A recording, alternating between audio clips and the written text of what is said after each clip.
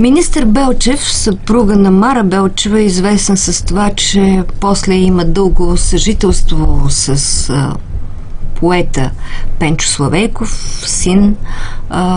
Министър Белчев става неволна жертва при атентат срещу Стамболов.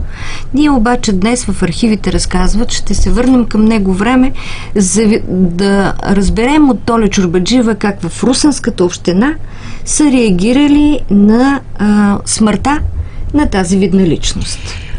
При новината за убийството на министър Белчев през 1891 година Русенската община не остава безучастна и в знак на признателност и уважение към покойния вече министър, тя упълномощава 3 граждани русенци, Иванчо Стоянов, Атанас Каракашев и Йордан Джумалиев, да поднесат венец при погребението на министъра, подробност, която научаваме от протоколите на Русенската община. Този букет, който трябва да бъде поднесен на гроба на министъра, е струвал 65 лева и тази сума се е поела от бюджета на общината.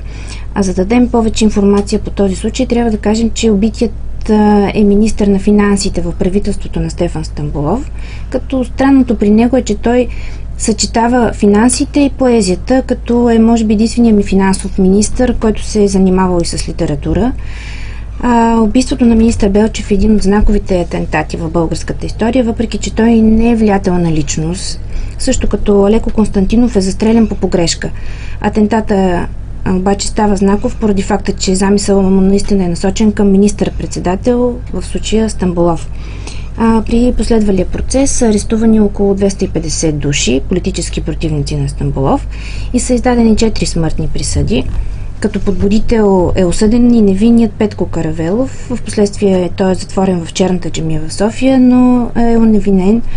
Вдовицата на покойният вече министър Белчев получава солидна пенсия и в последствие е назначена за възпитателка на престолонаследника, бъдещия цар Борис III. Благодаря.